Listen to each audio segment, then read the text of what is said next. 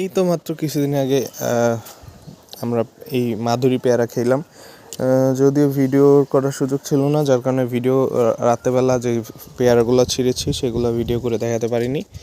এখন কিন্তু আমাদের এই গাছটাতে প্রতি ডালে ডালে প্রচুর ফল এসেছে, এবার প্রচুর ফল। এবং এই যে এখনও ফুল আছে যেগুলা ফলে রূপান্তরিত হবে, এখনও পরাগায়ন হয়নি। এই দেখেন এগুলো ফল সেট হয়ে গেছে অলরেডি।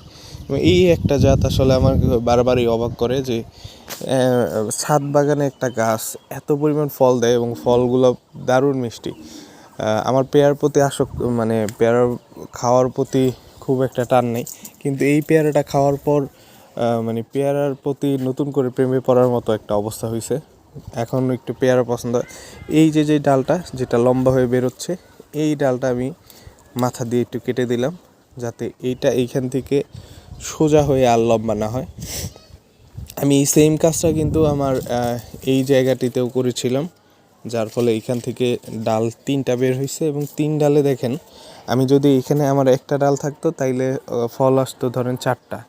এখন 3 ডালে, এই ডালে আসে ফল 4টা, এই ডালে আসছে 2টা, এইখানে আরও ফুল আছে, এই ডালে আসছে 4টা। সেই ক্ষেত্রে আমি ফল পাচ্ছি হচ্ছে 3 × 4 = 12। এটাই হচ্ছে এই কাটিং ছাটিংয়ের মানে উপকার।